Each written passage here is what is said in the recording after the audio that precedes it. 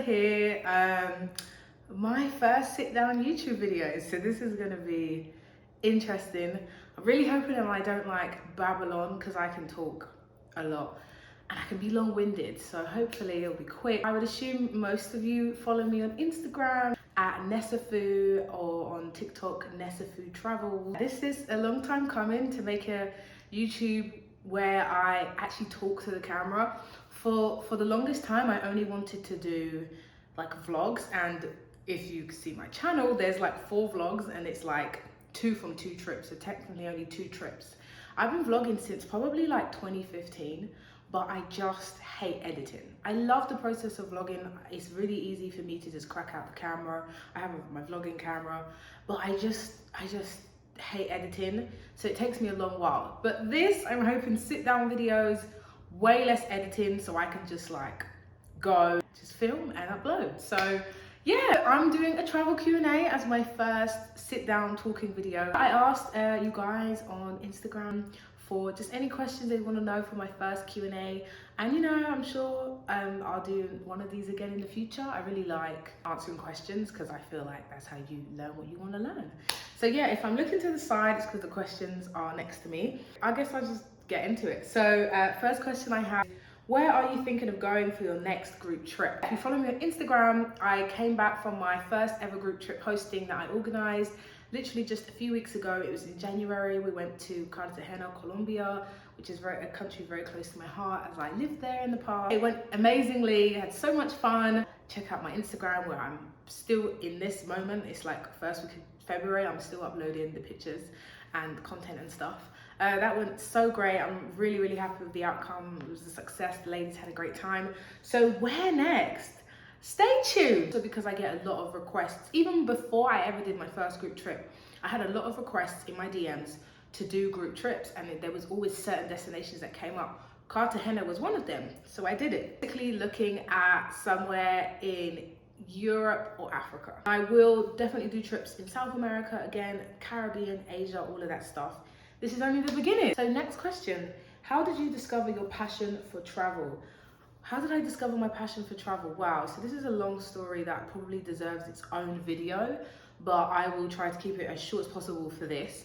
So growing up, me and my family, we didn't have much money at all. We were basically just poor, being really honest. I never got to travel much, even in the UK, and I never traveled outside of the UK until, like, you know, I started doing like my part-time jobs, and I just always had this desire to see the world. Like, it sounds really like cliche and corny, but it's the truth. Like, from when I was just younger, when all my friends would travel around with their families and stuff, I just couldn't go. Like, I didn't even have a passport, like, until I got my own passport myself when I was 18.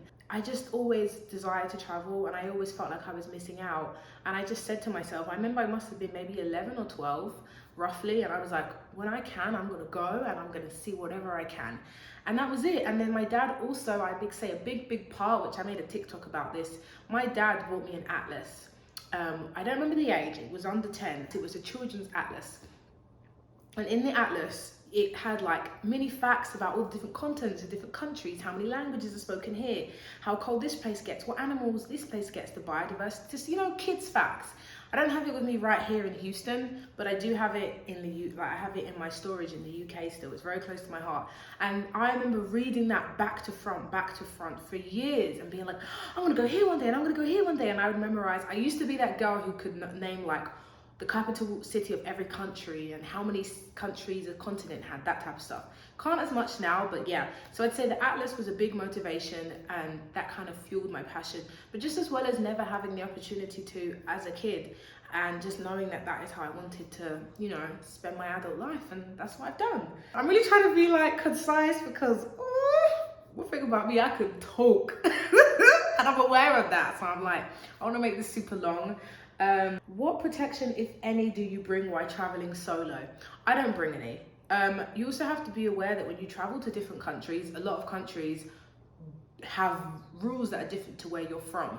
So for example, a biggest example would be like if you're from the States and you travel to another country, but you're used to maybe having a firearm, a gun in the States, you're not allowed to, in most countries in the world, an average citizen, let alone a tourist, is not allowed to have a gun.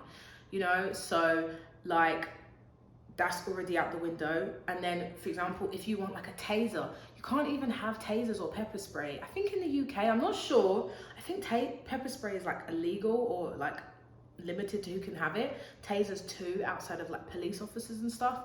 So, and that's just like 2 Western countries examples, and other countries are so different. So when I travel, keep my wits about me. Honestly, that's like, I just try to be as smart as I can be, trust my intuition, make good decisions, have fun, but you know, just make good decisions. I always say to people, like, the stuff that you would or wouldn't do at home, it doesn't change when you go abroad. If you wouldn't like go to a stranger's hotel when you're abroad, don't do it. When you're at home, don't do it abroad. If you wouldn't give out all your personal details to random strangers at home, don't start doing it abroad, you know what I mean? So like, yeah, that is, I think, really important to just remember, because you can't take a lot of things with you. You might be able to take a mace, but some countries, I'm pretty sure when you're going through like the security at the airports and stuff, you won't be allowed that. So you can't take physical protection with you, but you can just try your best to protect yourself and keep yourself safe. Yes, so let's move on. Next question. How do you pick the countries you want to explore? Do you prefer short or longer trips? How do I pick the countries? I've always said everywhere's on the list. Like, for me, I've never had like a bucket list. I think they're great to have because I knew from a young age that I wanted to see the world. I'm not trying to see all countries in the world. I'll go anywhere. Depends where I am. Right now I live in the States. I'm near South America, Central America, North America. So because of that, I want to see more of the Caribbean in North America. I want to see more of South America. I want to see more of Central America. Like, do you know what I mean? And not that I didn't do that in Europe, I've seen some of the countries in this region of the world when I was living in the UK, but it means it's more accessible. When I was living in the UK, I was more focused in on going to Europe, Africa, Asia. I saw a lot more countries there. You know, so it just kind of depends. Like, I really feel like it just depends where I'm living. And then when I go to look for flights, I'll be like, listen, what's the cheapest? I usually have 4 countries in mind that I'd love to go to soon. Where's the cheapest flight? And what suits my mood? What kind of mood am I in? Am I in an adventurous mood, a beachy mood, tropical mood, city mood? I'm not really a fan of city trips anymore, but I used to be back in the day. I used to love a city trip, which I feel like is most of Europe. I prefer shorter or longer trips? Always longer trips. I feel like before my responsibilities got heavier, 2 to 3 weeks I'd go somewhere. You know, like I prefer slower travel, which is where you get to spend a longer time somewhere, so you're not rushed to have a full itinerary, you don't have to do so much. And even then, when I'm on a shorter trip, which happens now, it may only be 4 days minimum, 4 to 7 days, I'd say is the sweet spot, which to me is a shorter trip. Even then, I don't pack loads of stuff into my itinerary because I'm just not like that anymore. Like, I just try to see the things that I'm excited about and inspire me, and then I just try to enjoy the local community, the local culture, eat, relax, get a feel for how it's like living there rather than just being like tourism, which I love, and that's usually the reason why you want to go somewhere, because you want to do the things that are marketed to tourists. One thing about me, I'm not picky. People, when you stop being picky about how long you can go somewhere, you will just go. A country isn't suddenly gonna be like, you can't come back, you know, unless you misbehave in the country. So if you only can go somewhere for 5 days, but you have all these ideas and plans, I've been to places that I've been to for 2 weeks, and that's not the whole country, that's maybe 1 to 2 cities, maybe 3 max. There's a whole country I still wanna see, there's still things in those cities I never got to do. There's always a desire to revisit. Maybe not instantly, but at some point. How do you usually meet people abroad, especially Black people? This is a great question. Most of the places I've traveled to in my life, I've been solo. And meeting people in general, and then I can say specifically Black people, because I get it, we're Black and we might sometimes want to just know like how to meet Black people, especially if you move somewhere. You want to find out like, where are the Black hair shops, where are the Black beauty supplies, this and that type of stuff that you might need or want, like specific to being Black. Just in general, one of my top ways would be Facebook groups. I don't use Facebook at all. I haven't made a status probably in the last 5 to 6 years, but I keep my Facebook account because joining traveler groups, so effective.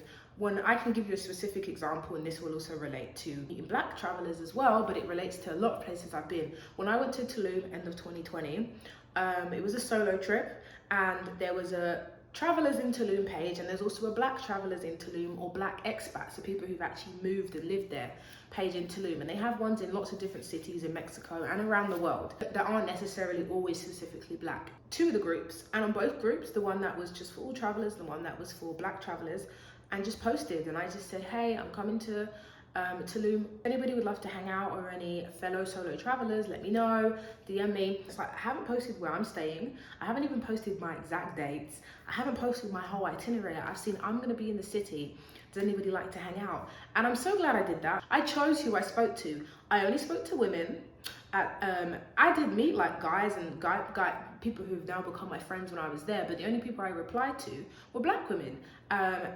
In the Black group, and in the general group, I replied to people of all races. Sometimes I can go on a solo trip and I can be like, okay, I want to chill by myself and just enjoy, do all my excursions myself, blah blah blah, because I do like my own company. But I love socializing and getting to know people, and that's the beauty of solo travel. You can decide if you want to make new friends, or if you just want to do your own thing. You're not inclined to be social or socialize or come out of your comfort zone. So on that trip, I had decided I'm going to be social. So there wasn't a day on that trip, apart from I think maybe the morning of the first full day, and maybe in the middle of the second week there. That was the only twice when I was alone. Other than that, I was always with people. Great people who were just so open and just as adventurous, and explorers and travelers, solo Black women, solo white women, solo Black men, like groups of friends, like who were all just so chill and wanted to hang out. And we went to the beach club and the beach, the Chichen Itza ruins, and just so many things. I had so much fun with people, going to restaurants, bars, and I did stuff by myself. Trip I had done before that in Dominican Republic. That trip, I didn't want to talk to anybody. Like, I spoke when people chatted and stuff, like in passing, but I did my own thing. I did all my excursions alone. But also when I moved to Colombia, how I made nearly all of my friends in Colombia was through joining expat groups. It wasn't Black specific, it was just travelers in Medellin, or expats in Medellin, blah blah blah. And that's how I started making a few friends, and then from there I'd meet their friends and other friends and Colombians and stuff like that. So Facebook groups, honestly. And also, if you do have some kind of followers on Instagram or any social media, and you feel confident enough to just reach out to them and tell them that you're going to be in their city, just use discernment. You don't have to talk to everybody that reaches out to you or that you talk to. You're in control, but do what feels right. I would say utilize your network, know people who've traveled, reach out and be like, hey, do you know anyone in this city that I can maybe hang out with? I'm gonna go there solo and I'd love to have a connection.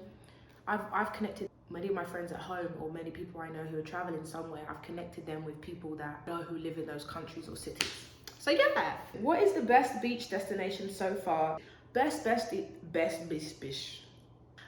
beach destination. Oh Lord, I have seen so many beautiful beaches in the world, and I stay forever grateful, because I turned from being a scaredy cat of water and near drowning many times in my life, to learning how to swim whilst traveling, and now being a glorified water baby. Love the ocean, and I just love swimming. And also beaches are just fun and relaxing. Best beaches though, that's hard. Tanzania, Zanzibar in Tanzania, the island in the Indian Ocean off the coast. Zanzibar is a Tanzanian island off the east coast of Tanzania in the Indian Ocean.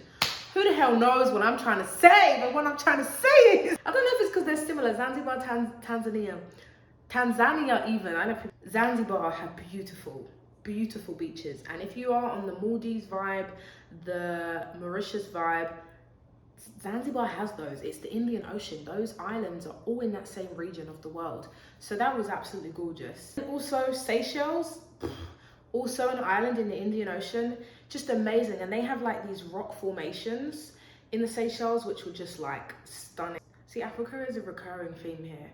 Where else has beautiful beaches? Thailand had really beautiful beaches. Oh, Colombia had beautiful beaches.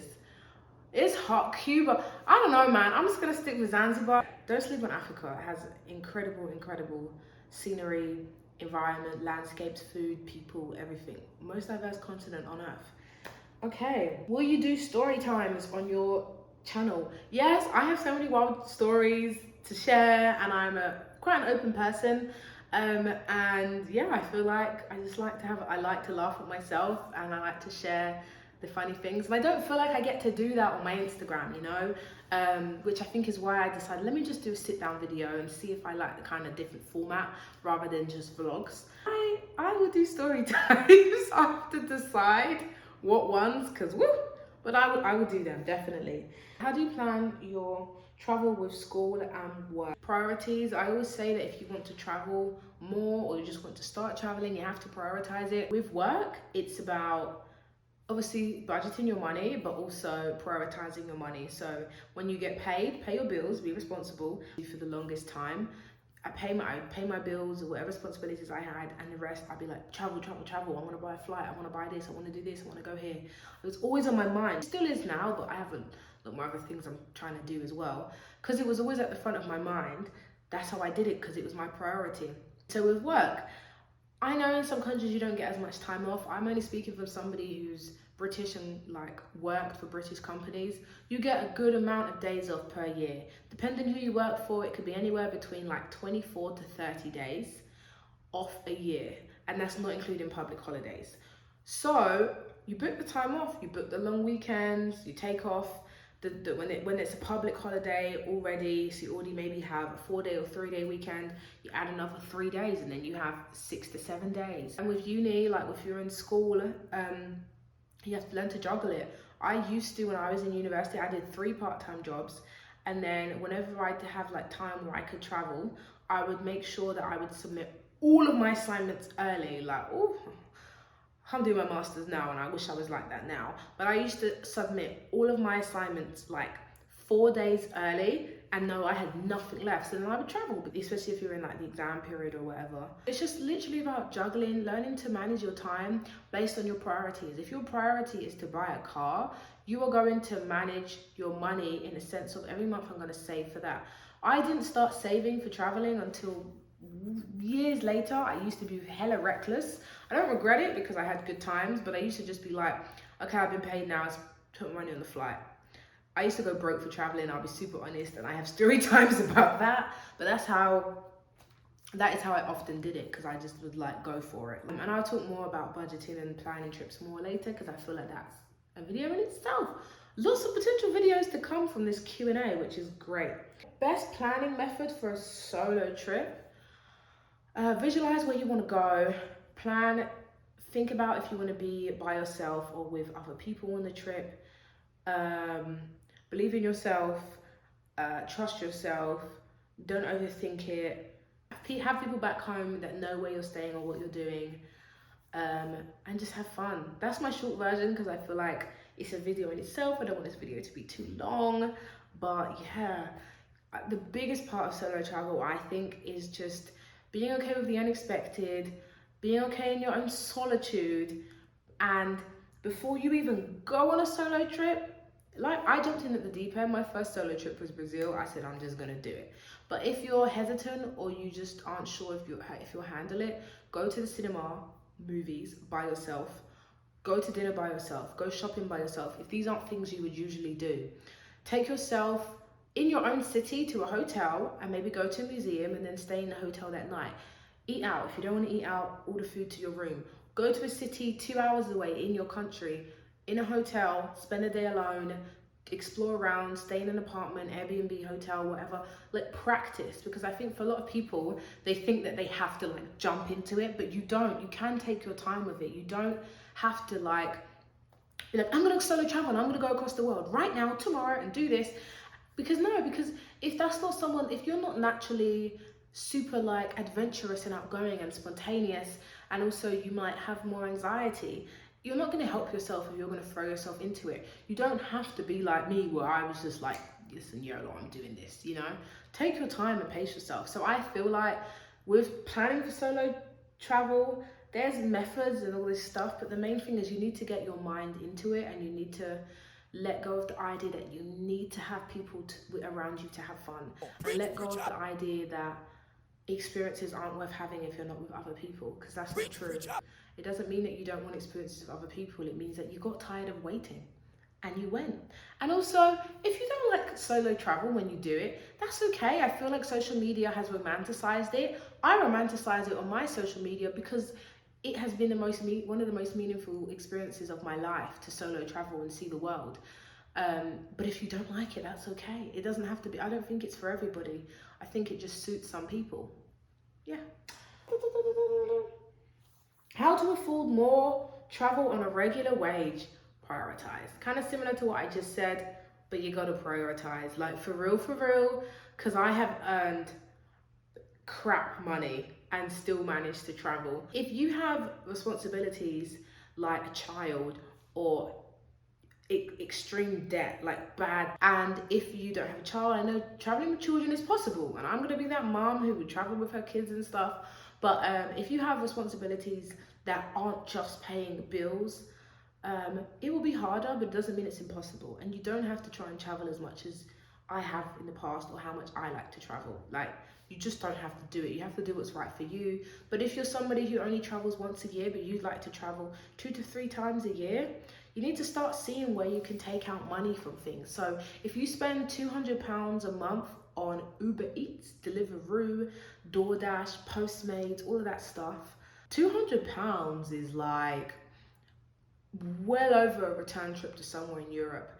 It is half a flight to somewhere in Asia, because back in the day, I don't know how it is now because of COVID and stuff, but traveling to like Bali and Thailand, flights were like 400-500 from the UK, because it's obviously a really good hub to fly from, like London and stuff. £200, if you book in advance, is a £100 flight to somewhere in Europe if you live in the UK, and maybe half of your accommodation depending on your budget. It could be all of your accommodation if you really budget, like hostels, and it could be half of, or some, do you know what I mean? Like, you have to take money out of things, like that you need more money to continue that with that luxury that you have and also travel. But like, if it's a case of you don't need to do some of the things that you're doing and you know you want to travel more, you have to just reduce on one thing to maximize traveling. But I also don't believe that you have to cut out luxuries from another luxury. I think you just have to work to just try and get both. And if that takes a while, it's okay. Traveling isn't going anywhere. With COVID, it went somewhere for a little while, but it's back, you know, with caution and with safety. What sacrifices do you make financially when it comes to saving up? Yes, I feel like the last question was kind of like that. When you prioritize things, you cut things out. I still order out, don't get me wrong. Like, I'm doing my master's right now, so I can't even travel that much, even if I wanted to. But especially when I was like out of university and stuff like that, like if I knew that I wanted to book a certain accommodation or book a flight somewhere, I'm not spending £100 that month on ordering food. And I love a good takeaway. Oh, love a good takeaway. But no. As we would say, there's food at home, there's rice at home, and it just sucks, but that's it if you're budgeting. What sacrifices do you not, emphasis on not, make financially pre-travel? I am not gonna stop myself from socializing just because I want to travel. Especially in my previous years of traveling, I wasn't the biggest socializer. I'm quite outgoing and extroverted, but I'm also quite introverted in that I like being by myself. So I'm like the introvert extrovert, as I call myself.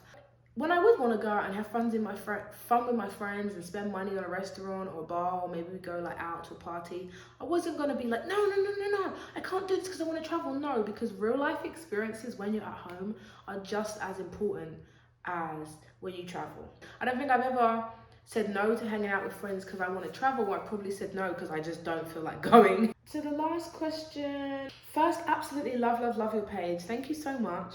You are so inspirational. My question is, how did you get over any fears you might have had, especially when traveling solo? This is a good one to end on. I trust myself to make good decisions. Sometimes I've made terrible decisions, but I haven't ended up in dire situations. Nothing that I felt like completely unsafe. I am a confident traveler, and even when I had just started out traveling when I was like 18, I maybe wasn't super confident and I had doubts and I'd be scared of stuff, but I never like was a panicker. I don't get anxious about those kind of things. I don't think about the things I can't control. I don't create scenarios in my head that I think may happen. Yeah, that's how I managed to deal with fears, because I don't let other people's fears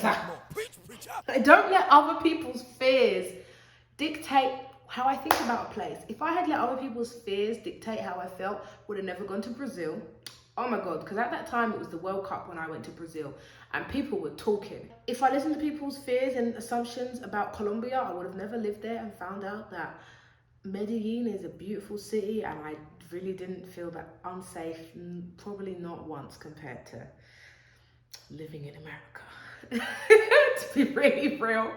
Yeah, I try to do my research and be realistic, but if you're gonna sit there and Google the crime statistics about a country or a city, you cannot be surprised if you're suddenly, all you're thinking about is the crime that could happen to you, because there's crime everywhere. And I'm like, wait a minute, I live in Houston, Texas right now. Houston, I know it's still crazy to me that I live in the States, Texas, like wow, just if you know me, this is wild. And I'll maybe talk about how this even happened anyway, and how I chose here and how my experience here. But like, if you live in Houston, the crime rate here is high. Like, it's high, and I hear of crime a lot here. How are you scared to go to like Hawaii? And I was saying this to my friend who was scared about solo traveling to Hawaii. She lived in Houston. I said, girl, you live in Houston. Have you seen the crime rate in Hawaii? Nothing compared to it.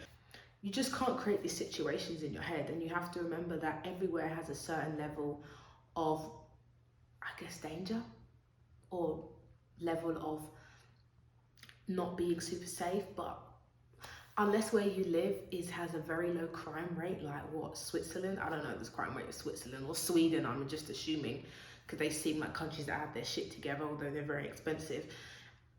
Listen, and even if you live in those countries, the world is the world. Just do your thing and just hope for the best and be smart, make good decisions, and listen to your intuition, have your wits about you, as my mama would say, and just have fun.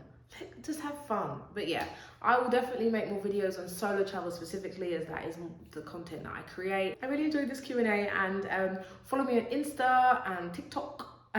And leave any comments below that you have. I hope this video was helpful. I hope I didn't babble too much. I know this is long as hell, but hopefully this will be up by the end of the week. So please subscribe. Thank you so much for watching. See you next time. Bye.